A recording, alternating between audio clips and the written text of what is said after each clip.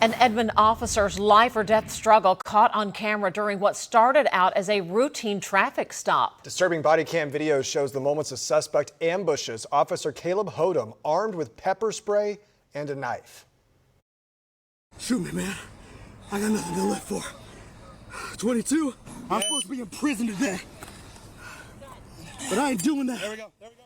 The suspect seen here, 22-year-old Ocean Hudson, revealing his motive in a violent, unprovoked attack on the police officer.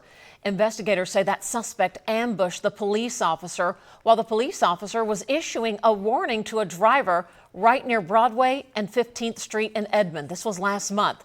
Hudson is accused of repeatedly stabbing the Edmond officer. He's now facing a slew of charges, including aggravated assault on a police officer. This morning, Edmond Police Chief J.D. Younger sits down with our Lisa Monahan to talk about what happened and why we may be seeing more of these ambush-style attacks. The attack came without warning. A man walks up, pepper sprays the officer, stabs him, and reaches for his gun. Blinded and bleeding, Officer Caleb Hodam fights back, relying solely on his training and instincts to survive. Now, the body cam video can be very difficult to watch, but it's important to see because it shows just how unpredictable and dangerous even the most routine police work can be. Chief J.D. Younger in studio with us this morning to talk about the ambush. And Chief, thank you so much for being here. First and foremost, we are so grateful to hear that Officer Hodam is doing well in his recovery and is on the mend. This outcome could have been much worse. I know you know that. The body cam makes it painfully clear now that we're getting a chance to see it. I think my first question for you is, when you watched it, Chief, what went through your mind, the first thing that stood out to you? Well, the first thing is that I'm so fortunate and we're so fortunate that Caleb was able to survive this and keep his mind about him while the attack was going on. He did an exemplary job in defending himself and to taking this person into custody. It is difficult to watch. Imagine that you're blinded and you're bleeding and you're not really able to see what is going on. I mean, this investigation showing that perhaps this suspect was looking to hurt an officer, hoping for suicide by cop. Listening to the video, he's almost asking for it. Are you guys seeing more of these types of incidents in law enforcement? I think the profession as a whole has seen an increase in attacks in general and ambush attacks specifically over the last 4 years. I think the national data reflects that, unfortunately, in the last 4 years, we've seen more attacks on officers than we have in the last 20. What has changed? Why are we seeing this, in your opinion?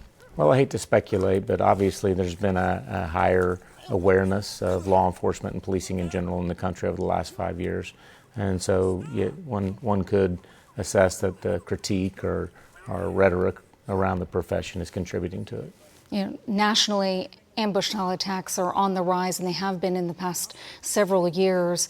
When you speak to this, you talk about the rhetoric. Is there anything else that you think could be fueling these types of attacks?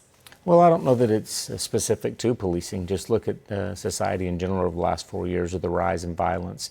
Now, fortunately, in the last two, we've kind of seen those numbers as far as homicides and assault nationally start to trend downward. But I think society in general is reflected in police work. It's such a scary thing when you think about it. No two calls are ever the same for a police officer.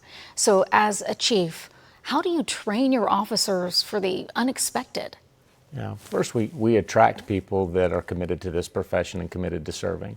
And because they invest the time necessary to prepare themselves, both mentally and physically, to deal with these uncertain, tense, and rapidly evolving situations.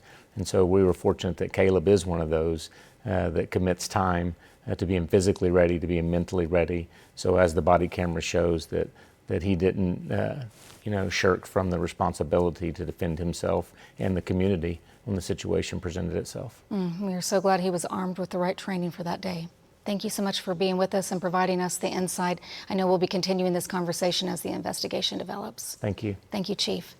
If you have any questions for Chief Younger or any questions about safety in your community, you can send an email to ionsafety@griffin.news and we'll get you some answers.